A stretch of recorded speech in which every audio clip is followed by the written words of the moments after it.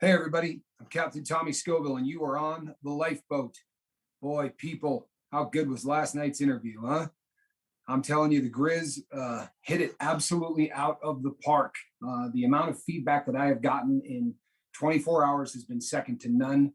It really has just been, it's been magic, you know. And I got an email from somebody today that is just, I don't know that anything has hammered it home quite like this one.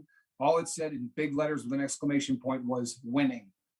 And I really feel like, you know, that's where we've gotten to. This dream, this project, this boat has really started to. We're winning. You know, we're not winning the battle yet. I mean, the war yet, but we're most assuredly winning the battle. And there's an awful lot of evidence every day to that fact. And it's.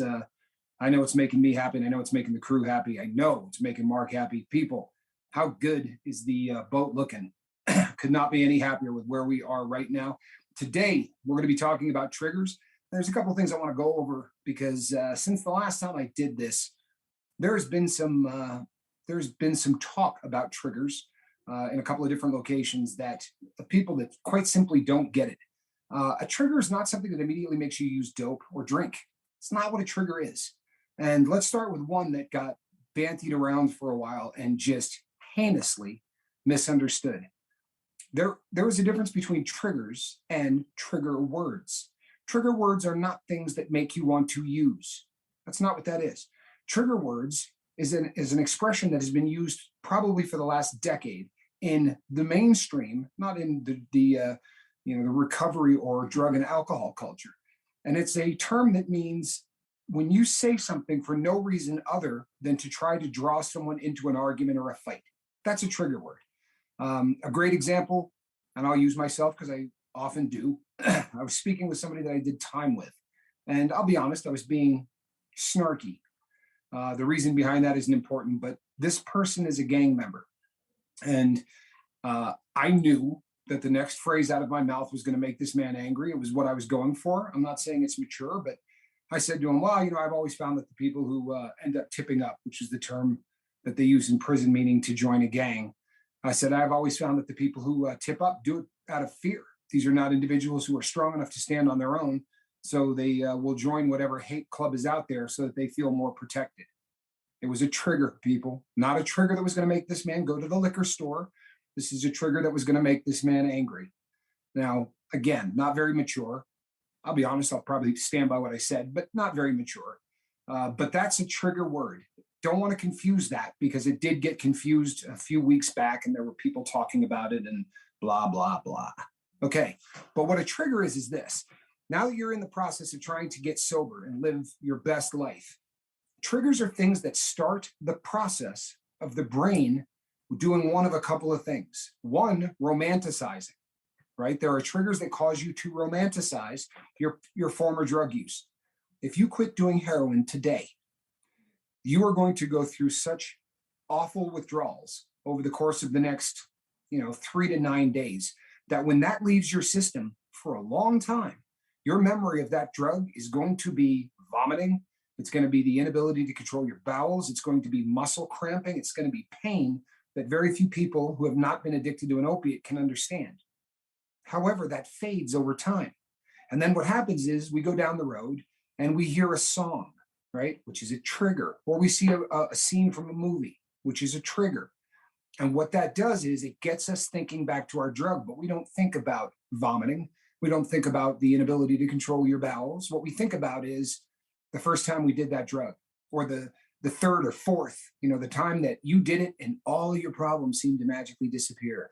And you went into that phase that they call the nod, where you're in and out of consciousness and just feeling like, you're invincible. Triggers cause people to romanticize. They cause the alcoholic to think about that time where 4 of his friends got together and they had a couple of beers and celebrated something, and it was just awesome, and the camaraderie. And they begin to believe that that camaraderie and that love and everything that was happening is because of the beer, not because of the friendship and all of that. That's one aspect of triggers. The other aspect is that it actually triggers an emotion that is so difficult to cope with that it makes you want to crawl back to your drug of choice to make that feeling go away. That's the second type of emotion that triggers will bring out. But any way you shake it, what a trigger does is start the process. We have, after my video on triggers, the discussion started. And I blame me on this, people. Mea culpa. I'll take full responsibility for this. I should have done a video almost immediately thereafter where I discussed triggers and polished it up a little bit. Being honest, the reason I didn't is because there was drama attached to it, and people in other channels saying things. So I kind of put it on the back shelf. But now that that's in the rearview mirror, and those people are so small that they can't be seen anymore, I think it's probably time to revisit the trigger concept. It doesn't make you drink. It doesn't make you use drugs. There's no one out there that's going to say a phrase or a word or play a song, and you hear "Welcome to the Jungle" by Guns N' Roses, and you jam on the brakes, pull over to the side of the road, and call your heroin dealer. That's not what we're talking about. What we're talking about is the start of what we were talking about the last time we met live. Triggers start the relapse process. They don't cause you to use, but they do start the relapse process. And the important thing with triggers is not to avoid them at all cost. What the important thing is to be aware of them, to realize what it is that starts those processes. Now, the other night I talked about getting up in the morning, making my bed, right? I've said it 5,000 times. You'll get sick of it if you're not already. But it's an important thing for me because it is a statement each morning that this is the new me. I don't get high. So when I stop making my bed, that is an indicator that I'm in the relapse process. You need to be aware of triggers for the same reason. If I start playing Appetite for Destruction, the album by Guns N' Roses, every morning when I get up, I'm in relapse. I promise you. Whether I am conscious of it or not, if I start playing that album, I'm playing an album that I used to put on every single morning when I got up, took out the spoon, took out the kit, cooked my heroin, and injected it. That's how I started my day for literally years. And that was the album. If I pull that album back out, it's not because I feel like hearing Guns N' Roses. It's because I'm in the process of relapse. Doesn't mean I'm going to use that day. What it means is that I'm starting the slide. Now, if somebody puts Guns N' Roses on the radio, I'm not asking for them to change the radio station or pull over or get out of the car. What it means is you just have to be aware of the fact that something is a trigger.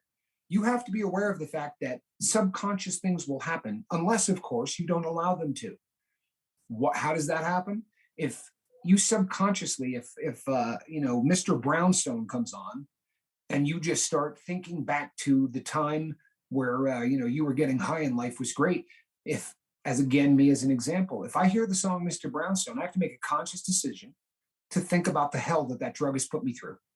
I literally use that trigger as a way to bolster my desire to remain sober. Anytime a trigger happens. Now, that being said, if something that you see or something that you hear or something that you smell causes such a reaction in the brain that frightens you, then you need to avoid that trigger. And there are those cases. I'll give you a perfect example, people. I love the movie Pulp Fiction. I was a young man when it came out. It was, I think, probably Quentin Tarantino's best work. I'm a big fan of Quentin Tarantino. But the scene where John Travolta sticks the needle in his arm is not something I can watch. I have been sober 6 years and some change. I can't watch that scene because what it does to me, I have a very difficult time pulling myself out of. That image of the blood going up into the syringe is on my do not call list. That is something that I absolutely am not going to watch. And if I had to go out on a limb and take a shot, I would say it's never going to happen again. Doesn't mean I got to turn off the film. It just means that I always excuse myself. I go and get something to drink. That's the time where I go to the bathroom. If I'm alone, I just fast forward through it. But there are things that I can't see. You may not have any of those. You may have a lot of them. It really depends on where you're at in life. I have a very close friend for whom his youth was a very, very difficult thing. And he watched his mother be abused by his dad for probably the first 13 to 14 years of his life. At which point his father died in a car wreck, drunk. But if he watches a movie where a woman gets hit, he's done. I mean, he literally will make sure that he Googles and looks up all of the different things that is in a movie before he watches it, because any scene where a guy is beating his wife puts him into a place that for him is dangerous. Now, is that unfortunate? Of course it is. A very large part of everybody's addiction is wildly unfortunate, right? We're not kidding ourselves. This is not a process that was fun. And there are parts of it that are always going to be difficult. The victory in that is identifying them. The victory is the knowledge that this is a trigger. It starts me on a process of thinking that is unhealthy. Whenever your thought process becomes unhealthy, there are things you can do about it. And this may sound like I'm oversimplifying it, but quite simply, what you need to do is change your thought. How many times have you heard us say that two things can't occupy the same place at the same time? Whether that's a vase full of flowers, right, and a book. Only one of them is going to sit in that place at the same time. There is a physical law that says so. I can't remember the law. Wasn't very good at physics. Wasn't very good at anything math related in high school or science related. But it's the exact same thing in the mind. You've heard Mark Wages talk about this more than once. There's no such thing as multitasking in the brain. You're only going to be able to think about one thing or another thing, not both at the same time. So if you hear that song and that, that glorification starts to come into your mind, you need to shift gears. You need to make a conscious effort to push that out. It's not impossible, people. Most of us don't try. Most of us, plain and simple, allow our brain to run roughshod over our entire composition, right? It rules our body, it rules our spirit, it rules our soul, not mine. And I'm not bragging. By the grace of God, I met a guy named Q who went through these things with me and brought me the books to read and really opened my eyes. You can change your thought process as quick as you can flick a switch on a wall to turn a light on or off. But it takes practice. And the first couple of times you do it, you say, all right, that's it. I'm thinking about heroin and how much fun it was. All right, I'm going to start thinking about my daughter. And for 2 or 3 minutes, that's working. And the next thing you know, you're back to thinking about, dope. People, have you ever tried meditation where you sit and try to clear your mind of absolutely anything, right? You concentrate on your breathing, your chest is rising, your chest is falling, and you're doing great. And the next thing you know, you're like, damn, did I pay the car payment? Right? Or, I think I saw my ex in traffic the other day, and something jumps back into your head. Then you have to try to push it out. Well, this is the same thing, only it's a whole lot easier than it is in meditation, because clearing your mind is damn near impossible, right? They say that on average, we as human beings think somewhere between 60 to 100,000 individual thoughts a day. Can you imagine? Between 60 to 100,000 individual thoughts a day. You know what that tells you, right? It's not real hard to jump from one of them to the other. If it was difficult, we'd think about 15 of them. The fact that there's 60,000 of them means that this is a pretty easy process. It does it without even being told. Learn to tell it. Learn to control that. And a lot of really unusual things will happen when you do that. One of them will be obviously that triggers will have a lot less impact on your life. That's a good thing. But once you realize that you can control the brain patterns to do what you want, you can become Charlie Mullins, right? You can become a positive person who has a positive effect on everyone they meet. You can become Chi-Chi or Fiona, right? Or Deja, or anybody that chooses every day to be beautiful. Somebody that chooses every day to say something kind instead of saying something negative. Somebody who chooses sometimes hundreds of times a day to take the high road, to be classy, right? People, it is so easy to be a dirtbag. I promise you. If you watch the interview that I did last night with Rhett, I showed it to a bunch of my family because I've asked my family on so many occasions to pray for him, for when they were going through the C math, excursion with he and his entire family. We were doing a lot of praying for him. And I thought it was nice to have my family put a face to the name, or a name to the face, I guess. But every one of them commented on one part of it, right? And when he said, man, I had a lot of friends, good friends, who were idiots. Do you know why? Because I was an idiot, okay? That hammered home with me and with my entire family. And it's the truth, people. If you choose to be an idiot, if you choose to be negative, if you choose to be a dirtbag, whatever you choose, you know what happens? Like attracts. You're going to find the same people end up your friends. If you choose to be a dirtbag, you're going to have a lot of dirtbag friends. If you choose to be positive and loving, you're going to have a lot of positive and loving friends. Do you know how I know this, people? Because I got 1,650 friends as of this morning who are positive and loving people. That's not an accident. I promise you it's not. So as you're starting to try to take control of your brain, the bigger picture stuff, like remaining happy without your chemical of choice, that gets a little tougher, right? It's a learned skill like any other. But the easiest of them, I promise you, is to overcome your triggers. The only thing that makes it difficult is not identifying them first. Because when you're blindsided by a trigger, it really is tough. You heard Mark Wages say the other day that he ran into his drug dealer. That's not one you're going to plan for, right? What are the odds that after all of this time, he ends up in a parking lot and sees a guy and goes, holy hell? Well, that's going to bring you right back to where you were the last time you saw that cat. There's no way around that. So one of the challenges is, and I've said this before on other videos, get a piece of paper and a pen and write down every possible trigger that could happen. Not ones you're already aware of, right? You don't have to write those down. That's really not, Guns N' Roses' Appetite for Destruction. I don't have to list every one of those songs. I know what those are going to do to me if I hear them. But I'm talking about the potentials. I'll tell you a great, funny story. I was working in Victorville. I may have told this story on the air before, I don't know. But I was working in the kitchen in Victorville in prison. I'm sorry. I was in Terre Haute, Indiana, and I was working in the kitchen. And there's probably 45 convicts that get, have to work to get the meals ready for 1,300 people 3 times a day. And we were back there doing our thing. I was a secretary, for lack of a better way to put it. I did the ordering and handled the books for the entire kitchen. And I was back there with the convicted murderer, Drew Peterson, in our little office. And somebody dropped a 1-gallon jug of what the heck is it? Brain. This is my brain shutting down on me, people. The vinegar. Thank you. There we go. See the old gray matter? Still what it used to be. They dropped a 1-gallon glass bottle of vinegar.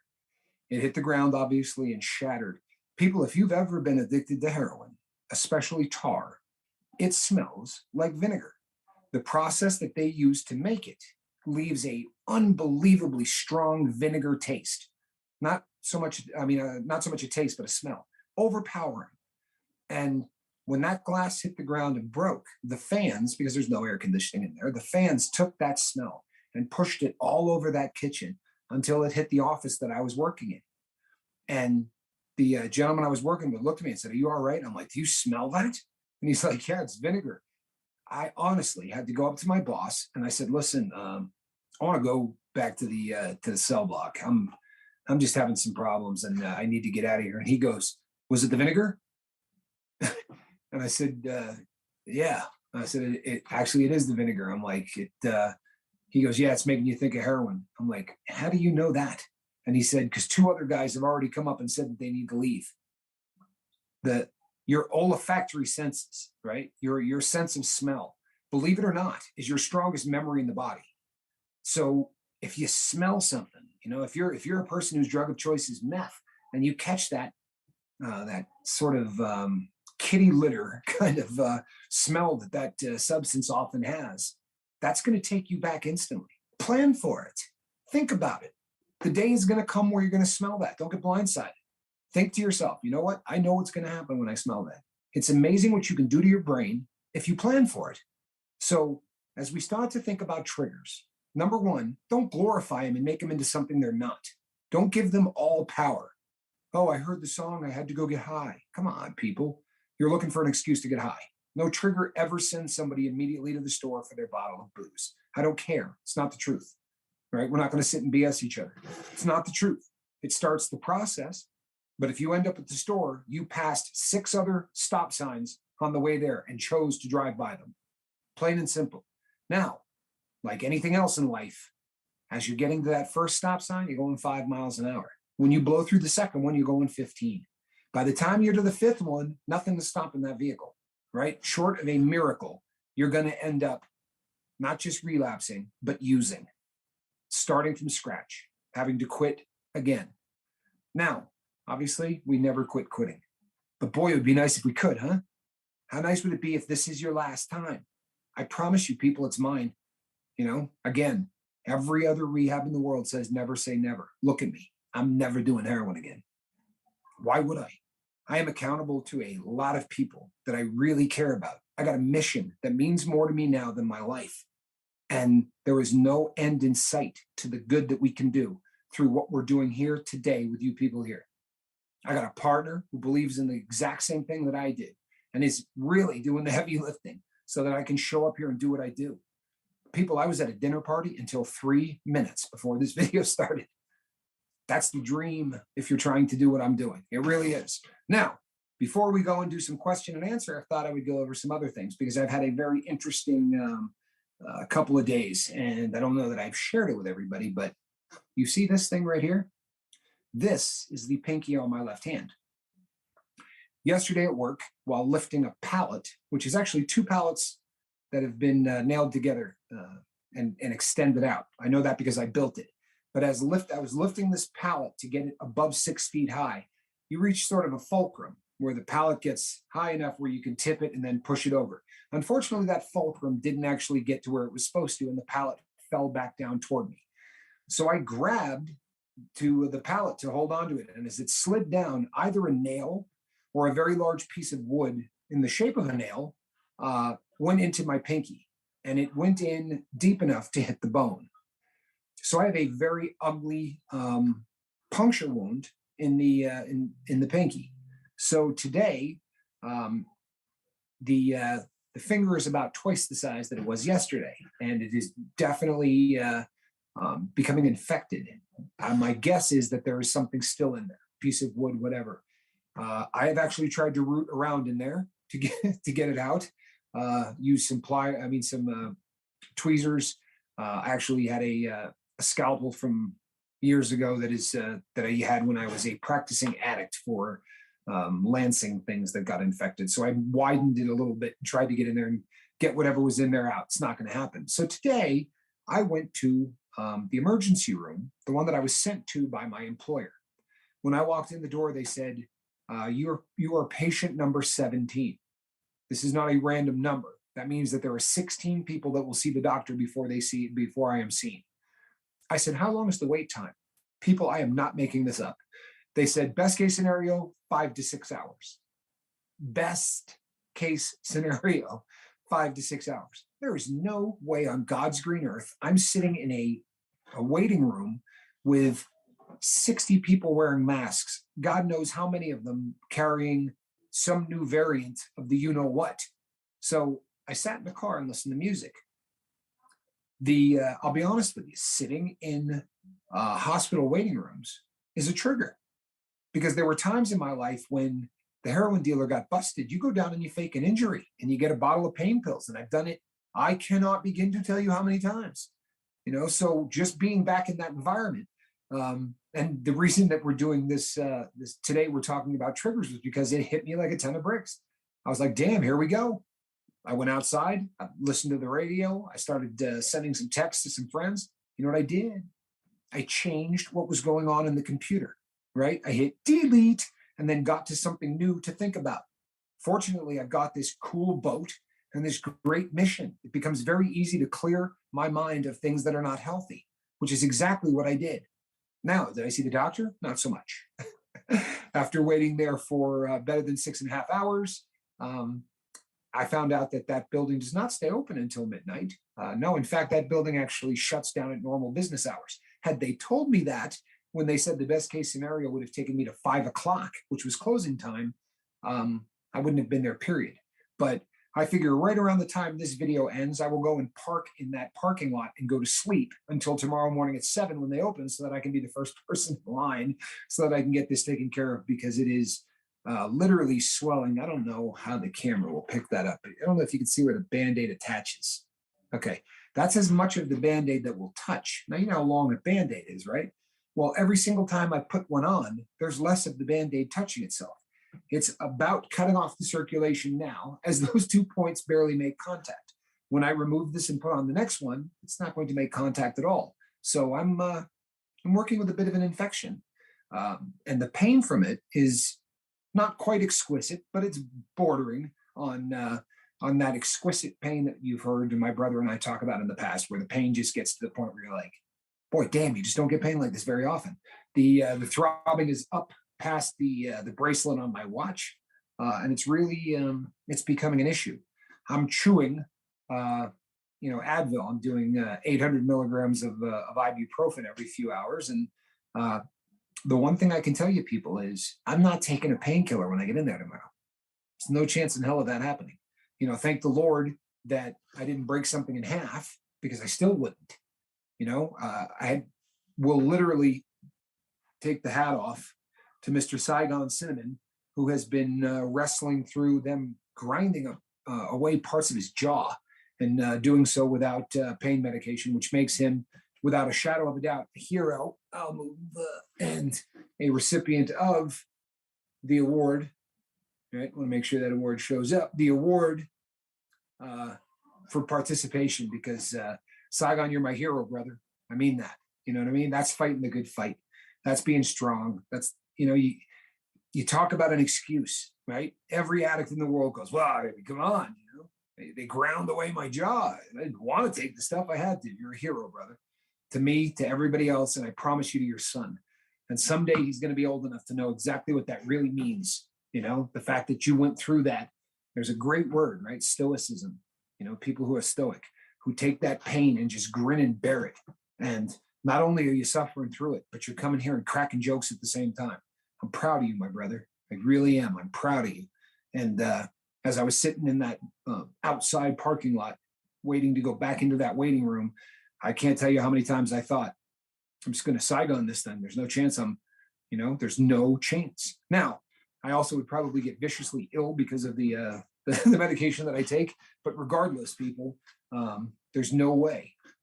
I'm where I want to be in life. As the email said, we're winning. We are winning. So that is triggers, people. That is absolutely, where I stand, my opinions on, and how I feel you need to deal with triggers as they come up in your life. And I promise you, people, there's no getting around it. You are going to deal with triggers. It's a part of being an addict. It's a part of addiction that you're going to have to deal with. And I recommend that you plan for that before it happens. There's a great book, Sun Tzu, The Art of War. And it's a great book. Anybody who's fighting addiction should probably read it. You can read it in about 45 minutes. It was written hundreds of years ago about war. And if you read it, you'll realize it has so little to do with war. It's about living life. And it is a very quick read.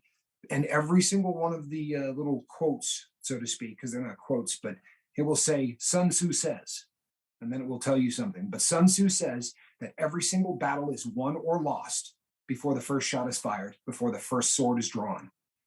Know the fight you're going to have. Know what's coming with triggers, and have a plan before that happens. Because I promise you, if you don't, that battle's already lost. It will start the process of relapse, and you will start down that road. There's no reason for that to happen, people. Plan your sobriety. It's crazy how many people plan for a weekend fishing trip for 2 months, but give 15 minutes to planning the rest of their life sober. It's a mistake, right? Great cliche. If you fail to plan, right, you plan to fail. So as you think of triggers, people, take a piece of paper, write down the things that trigger you that and then write down the ones that might come up, right? Running into your old dealer might be a good one to put on that list. I think Mark would probably advise you to think of that before it happens. So there isn't that slap across the face. I think I told you, people, that, I've twice in the last, 3 or 4 weeks, I've run into my ex-wife, right? This is the woman that stole my identity while I was in prison and did all kinds of other fun things. The first one was a slap in the face. The second one, I laughed. I'm not joking. I was on the phone with a friend. I laughed. It's never going to slap me in the face again. I'm prepared, right? Prepare, people, for the things that are going to come up, because there is nothing more important right now than you fighting the war on drugs. Not the big one, the personal one, your battle with your drug. That's the war on drugs. Doesn't matter if you win the big one, right? If the country comes up short, it's whether or not you win. I'm going to win. We're winning here. Okay. That concludes today's session of Tommy Scoville and his dissertation on triggers. What I would like to do now, people, is open this up so that if there are any questions, that we get a chance to talk about that. Wait, but before I do, let me get one more order. Let me get to the super chats real quick. Okay. You do that real quick. Yes, please. All right. Brian came in there 3 times today already. I just want to say something before I move on with that. That is, guys, everything that's coming in is going right back into the channel right now. You guys don't understand how much it helps. It really does. And we're not going to like harp on this at all. I'm just saying it's really appreciated, and that's why we do this. So yeah. But anyway, Flaming came in with one, and so did Grizzly. So love y'all. Oh man. Yep. So yeah, like Tommy said, just bring in your questions. You guys got any questions? If Tommy misses it, I'll try to pick it up on the chat and let him know. So excellent. If you do super chat, if you want to put a question in that, you will be rocketed straight to the top of the list. Just so you know. Thank you so much, guys. That means the absolute world to me. It does. And I was talking to somebody about giving today because of the channel, through the grace of God and through the grace of you people who are doing this, was in a position to reach out and help somebody that we wanted to get a shirt for. And this individual said, I'm not taking that. These people are out there. And, I said, hey, a lot of these people actually put t-shirt fund on this. What do you want me to do? You want me to go spend that on a microphone? I mean, these people told me exactly what they wanted done with that. And trust me, this was a good decision. There's no reason for you to know who it was, but I promise you'd be very pleased. And it's amazing to see exactly what's happening with you people. But before I go on to questions, there's one order of business. As you probably can tell, since we said it a bunch and we're living it as we speak, it's not 9 o'clock, right? We did this at 7 o'clock tonight. So I got a few emails from some East Coast people, and then I talked to one person as well, personally, that said, hopefully I'm going to get on there for a little bit tonight. It's still a little bit late on the East Coast, and I'm not exactly sure why I didn't just put 6 o'clock for interviews and 6 o'clock for the live feed, but I want everybody to weigh in on that. So, let us know whether or not that's something you want me to move back to 6, if that's a convenient thing. If it's not, we'll just keep doing it at 7. But I want to make sure that, I said this to a person today too. Page 2, Tommy didn't give a hell about anybody. It was only about what was good for Tommy. That was it. It was my way, the highway, or honestly, it didn't much matter. I was probably trying to rip off your wallet when you weren't looking anyway. So it certainly didn't matter whether or not I did anything to make life convenient for anybody. But as the captain of this boat, more than anything else, you guys have just allowed me to have a really cool hat and a place to hang out. We're all part of this. We're in this boat together. And I can't tell you how honored I am, that I got this position. But that being said, I love the fact that you named the boat. I love the fact that, the feedback is what turned this into a very, very much live program. And I want to make sure that I am constantly plugging into what it is that the crew wants. So do weigh in and let me know on that, people. With that, any questions? Let me step in here real quick one more time. Brian just came in with another one for $10. It says, thank Mark, you. If you're talking, you might want to unmute yourself, my brother. Oh, okay. Yeah, Brian came back in with another one. $10 for thank you for doing chats at 7.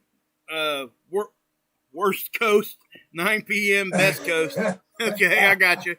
I do have an idea for that, though. What we can do is we can post a community poll on the community tab of the page, whether you guys want it at 6 or 7.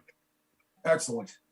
And that way everybody can weigh in on that, and we can take a look at that. So anyway, back off. Excellent. Really appreciate it. And again, thanks to everyone else. And I love the fact that, you took the opportunity to get a shot there at Oculi. No hard feelings, Oculi. But as much as I live on the West Coast and love it, I was born about as East Coast as you can get without getting, your feet in the Atlantic. So my heart lies on both sides of the, of the country. Leisure 772. I'm stuck in a rehab nursing home till I can walk again. Over a year since the last time I was hospitalized. Leisure. That's. I wish I had known that earlier. And I hope that regardless of your faith, you're not offended by the fact that I would like everybody to keep you in our thoughts and prayers. That's I don't know if I've gone over this story with everybody, but I lost my ability to walk in 2015. On October the 7th, I had my second full stroke. I had had a transient ischemic attack, and then I had a stroke, and then I had my second one. And the second one I had actually was, I was in jail at the time, and I was in a single cell. I didn't have a cellmate, and they found me on the floor. God only knows how long I laid there, but they found me on the floor. I had wet myself and was laying in a puddle of my own blood from where my face had hit the ground, chipped a tooth or two. And when I was able to speak again and communicate, my ability to use one side of my body was really jacked up. And I spent a little more than 6 months in a wheelchair, and at that point went to a walker, and I had to learn that process again. And people, I don't think you can realize just what a tough fight that is. That is a very, very difficult thing to do. And there needs to be thoughts and prayers for anybody that is going through that, because it is really a difficult process. In fact, when I talk about getting stabbed at Victorville, I don't know, maybe I didn't explain this well enough, but the reason that I got stabbed is because they sent somebody out to stab the old white guy with the cane. And at the time, I had my hair, I had the bullet, the bald mullet where you really don't have a whole lot of hair on top, but it's long in the back. It was a statement of the fact that if your head is shaved in prison, people assume you're a Nazi. And a black man had, decided to help me try to get my life in order. And I wasn't about to let people think I was a Nazi while I was in there. So I grew my hair out, but they sent this guy out to hit the old white guy with the cane. And I was just learning to walk again, dragging my foot viciously. I used to drag one toe, go through a pair of shoes in about 2 weeks on the right foot. But it was a case of mistaken identity based on the cane. But after getting stabbed, I was put in a very, very narrow cell, and I was able to put one hand on each wall. They actually took the cane from me, said it could be used as a weapon, which is really funny because I was in a cell alone. I guess they thought I was going to beat the hell out of myself. But I put my hands on the wall and used that narrow cell as a way to start rehabilitating myself. And if you saw me walk now, I think you'd have a hard time knowing that I'm damaged. If you had seen me my whole life, you might. But I have worked, long and hard to get that back to where it is, and definitely a lot of God there, but fortunately I'm there. Talk to me, Mark. Yeah, we got a couple more super chats. Joe popped in there twice, $5 a piece. He just left a sticker. Joe, you're Joe awesome, Burwell? man. Yep. Yeah, man, he's killing me with those stickers. Just ask a question, man. Put it in there. Say, hey, I like cheese. I don't know. Well, it's and I looked down for a second. I'm not trying to do the squirrel thing, but I saw Joe Burwell say, "The boat can help you. Trust me." Boy, I'll tell you what, Joe, it's been so mutual that what you've done for the boat in the short time that you've been here has been amazing. It's really kind of easy to get complacent with a bunch of people that have been sober a while. But boy, when new blood comes in and the excitement of somebody that's beating it and fighting it, boy, oh boy. I mean, you have put a new complexion on the lifeboat. And again, I don't want to use the word mascot, but you've put a face to the boat that has just been amazing. I'm not telling you the gospel truth here, but no joke. I watch your video at least once a day. I really do. That testimonial touched me in so many different ways. I had no idea what was coming, people. We didn't do a big interview ahead of time. I just sort of, let that roll. And man, I remember just my mouth dropping open through most of that. You're an amazing man, and how far you've come and as fast as you've done it is nothing shy of miraculous. And we are really, really lucky to have you here. Not just me, but the entire boat. I love you, Joe. I really do. So thank you, my friend. Yeah, really appreciate that. Grizz came back in there with another one too. I missed that one. Sorry. So thanks, Grizz. another video I will be watching very, very often. People, I believe we broke records last night in like 3 different categories with Grizz. We never had so many people on the chat at one time. We never ended a chat with more views. And then, as I believe it was Brian who sent me an email to remind me, but I got an email this morning that said 260 views in 9 hours. The amazing thing about that, people, is that when one of those live feeds goes up, and as opposed to just being a channel, you're now a partner with YouTube, it may be up for the people who subscribe to see. It's not up for the general public to see. It can take up to 24 hours for that to happen. So a lot of the things that where that would have been getting pushed out, we really haven't even seen what's going to happen with this. We're just getting to that. We're at about the 24-hour mark now, but it's what an amazing, all of these interviews, people. We haven't done a bad one. It's just been, if you look back, if you had just come to this channel, where do you come where you see a drug dealer apologize to the world? Where do you come to see somebody who in 2 weeks sober comes on and tells a story like Joe did? Again, people in other countries have said to me that, it put a lump in their throat, and they were, welling up with tears when they heard the story about you, looking at that drug and going, oh my God, they do this in my house every day. That was, there's just no place in the world where something like that is going to happen other than here. And the fact that, we all trust each other the way we do. Grizz is a big, tough dude.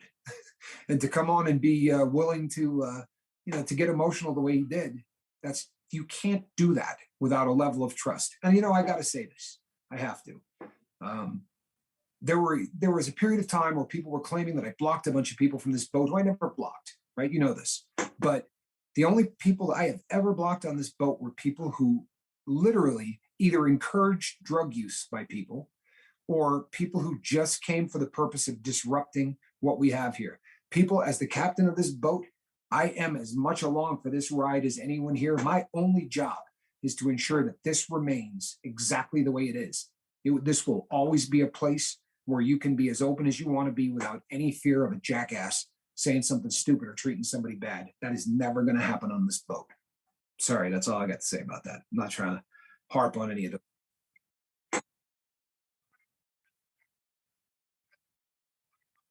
Oh my goodness.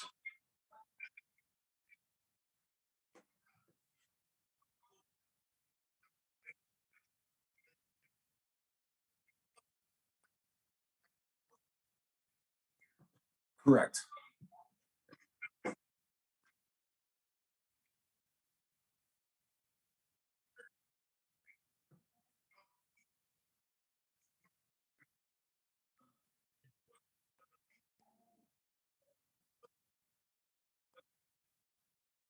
Oh yeah. Sorry, guys. I was only talking to Tommy in the yeah. Sorry. Anyway, Brian came in for $20. Says thank you, Wages World, for all you do. Man, that's awesome. So just know that, and guys, I'm humbled by all that. I really am. Me and Tommy don't do this for any other reason, but because it helps our sobriety. It really, really is. Not to mention we get the connection with people, and it has its side perks. I'll just put it to you that way. And it's not financial at this point at all. Just so everybody knows, I got a channel myself of 50,000 people, and I guarantee you're not getting rich off of that. So just saying. So any of that kind of stuff, it really does help because it does go right back into the channel. So, oh my gosh, I just saw somebody. Ryan sent a message from rehab. How cool is that, people? Really? Wow. Awesome. That's our boy. Ryan is our guy that went in for the medical detox. Oh my gosh, is that cool, man? That's How awesome. cool is that? Oh man, that is awesome. People. Wow is right. We are winning. That is awesome. That really is awesome. Yeah, for sure. That is one of those things that, guys, that's the kind of stuff that we, you just can't even put words to that sometimes. You just don't even know what to say because it's such a big thing. It really is. And, for people like myself that have been in recovery for a very long time, the further you get away from that, you almost forget what that feels like. Absolutely. And that's one of the things that you try not to forget, because it is a great feeling to know that you're finally trying to do something. But that's just, that's my own personal experience. But yeah. No, and you're absolutely right. The same happens with incarceration. The same happens with anything. I mean, you walk out that door and you think, I am never, going to forget what just happened in there. And a month goes by and you're already into the new life and everything else. Wow, that is awesome. Chi Chi sends her love. People, you gotta love Chi Chi. You really do. She's just, I was answering a thread today, and Chi Chi was in there, and Fee was in there, and I believe Grizz was there as well. And I had put in there, not you wonder why I want people to tell me I'm lucky. I mean, seriously, you think I want to forget just how blessed we are? Mark just said something amazing. You don't need to be here. No one's forced to be here, and to come here and support everybody on this boat the way you do, and then to also support what we have going on with with the donations, people. That is above and beyond. It really is, and it's humbling in a way that I can't even explain. But I love looking down at this comment section and seeing names I haven't seen before. I mean, it is. There's nothing more exciting to me in the world. But I'll tell you something. I know that this video is going to be watched at a later date. Ryan, I am so proud of you, my brother. That is awesome. People, if you're new to the boat, Ryan was here and he spent about 3 days in a row being very open and honest about his story when he said that he was drinking a 16-ounce water bottle every single day at a minimum of vodka. He'd been doing it for a couple of years, and he is a boy. I'm not trying to be, he is a young man is what he is. He is a very, very young man. And to have been abusing alcohol the way he was doing for such a long time, that's just tough, And the fact is, he stepped up to the plate, and in more ways than one, not by just going into that rehab, but when he came here and talked about the look on his dad's face when he admitted this, that's being open, and that's really sharing his story. It's not only healing yourself, but healing so many other people in the process. I can't wait for Ryan to be back on this boat. He is just a phenomenal human being. He really is. And he showed it so much in just 3 short days. I love this man. I am so proud of him. That just made my night, and it never stops, people. It never stops. Can you imagine how this is going to be in 3 years? The number of people that you're going to be seeing that, that are every single day getting better. It is, wow, that's awesome. And he's in a place where he can get help, that doing the alcohol detox that way is the safest way. People, if you're listening to the sound of my voice and you're drinking really heavy amounts of alcohol every day, you can die by quitting that cold turkey. The same with benzodiazepines, your Valium, your Xanax, any of those. People, if you're getting ready to quit the alcohol or benzos because of the boat, please make sure you talk to a doctor before you do, because if your habit is deep enough in there, quitting cold turkey can be dangerous. What Ryan did was genius. A medical detox is the way to go if those are your 2 drugs of choice. You really need to go that route. I've heard people say, so-and-so died of withdrawal from heroin. Those are urban legends, people. I mean, if somebody died during a withdrawal from heroin, it's because they had a comorbidity. There was an underlying factor. You will not die from overdosing. From withdrawal from heroin. That's simply not going to happen. You'll wish you were dead. You absolutely will wish you were dead. And with the amount that I used to do, trust me on this one, I promise you, it's not going to kill you. It'll just make you wish you were dead. But with alcohol, it can.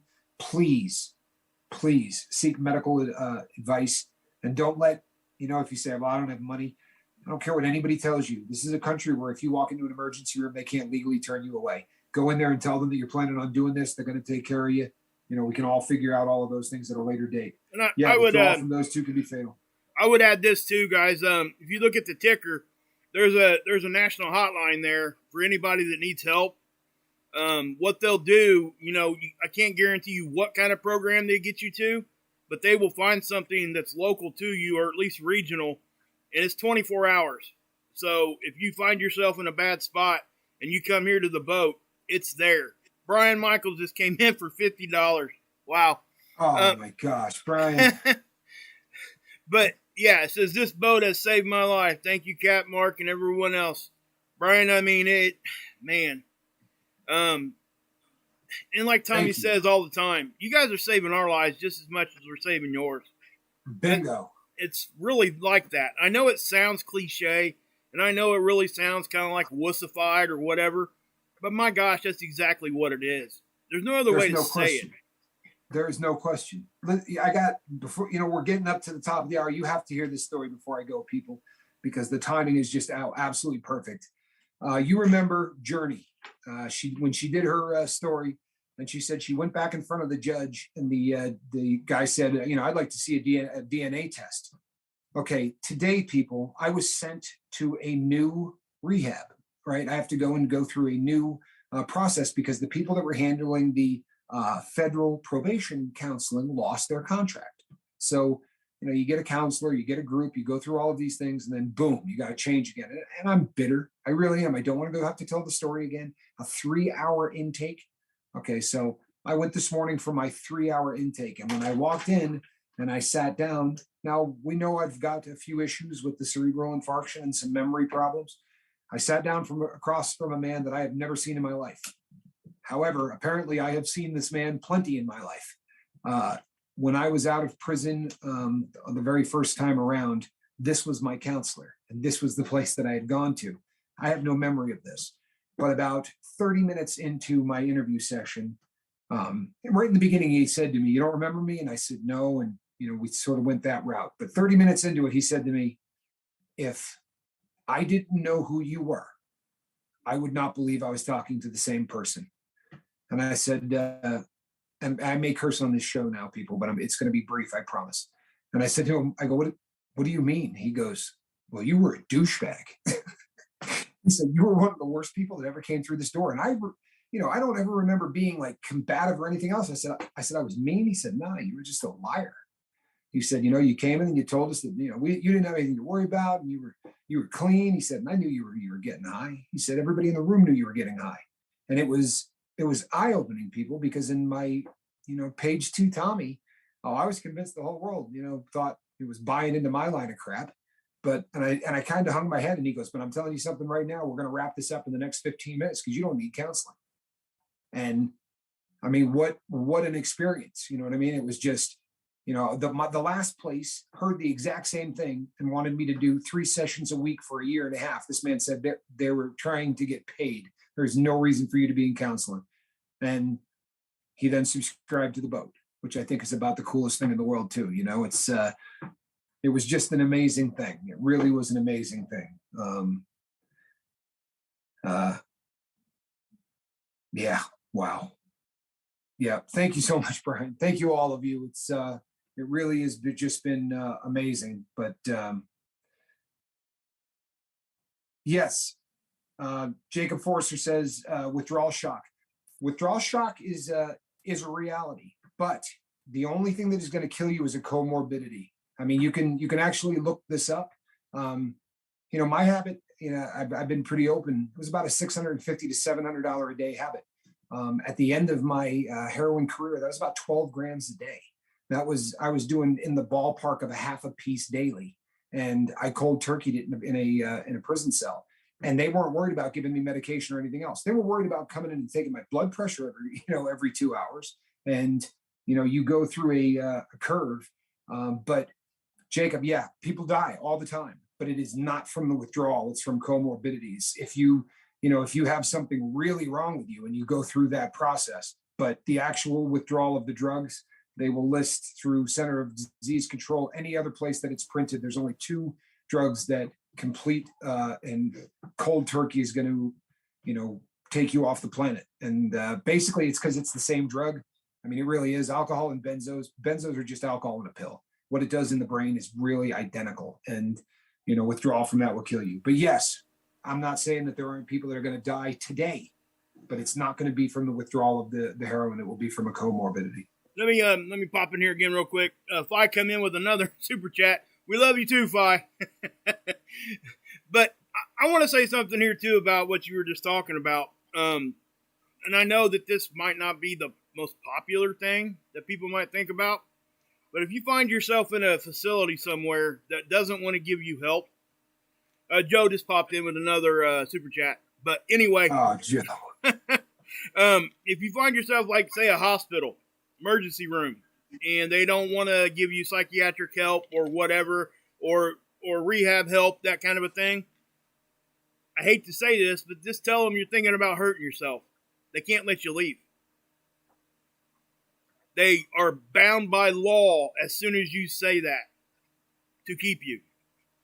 So if you find yourself in a spot like that and you know you're going to go out and do some really bad stuff and they don't want to help you, that's, really honestly, that's what I did that, to be honest with you. I did that when I went to the hospital when I first got help. And as soon as I said that, the conversation changed. It was no longer them trying to figure out if I was blowing smoke up their butt. It was them saying, well, you can't leave now. Even if I wanted to, they wouldn't have let me leave. So, Mark, I'd like to weigh in on this because I'll say the same thing without apology. People, there are times you have to game the system, plain and simple. And if your life is on the line, game it.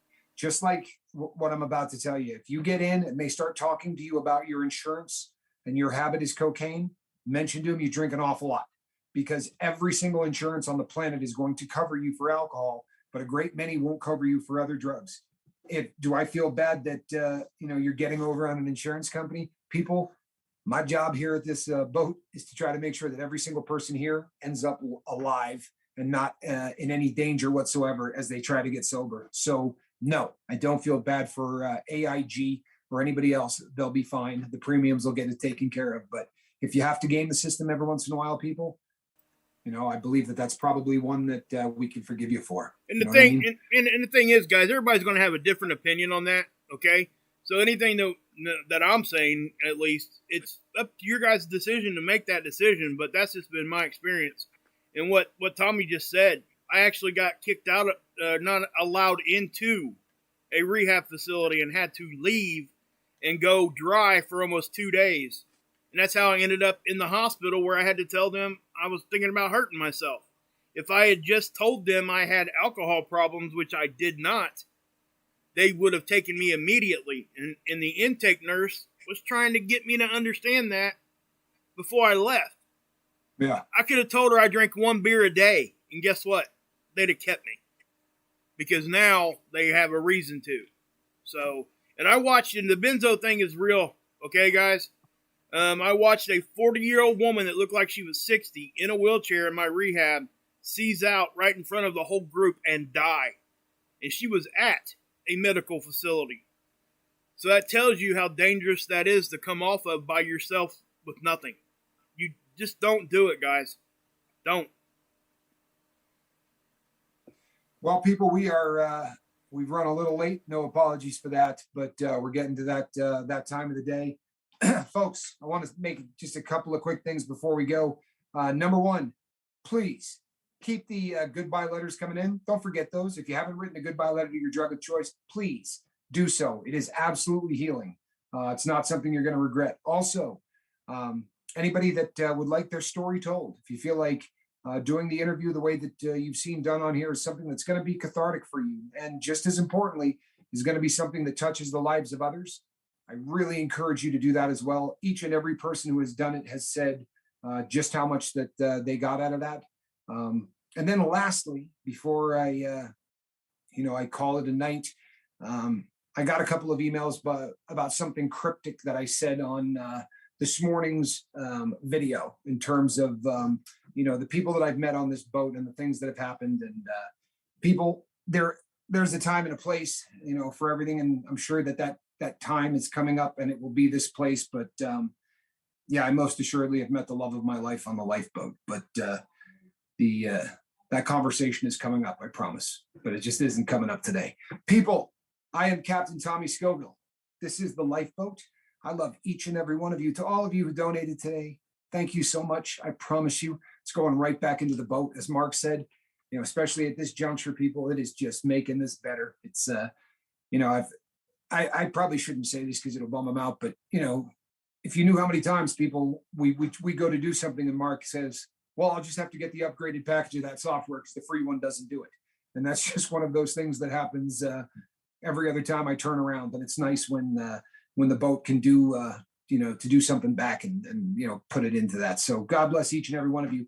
Between now and tomorrow morning at 8 o'clock, when I tell you about this schedule for the day, you know what I want you to do, right, people? I want you to go out there and try to save somebody. God bless you all. Tommy Scoble, we're out of here. Thank you.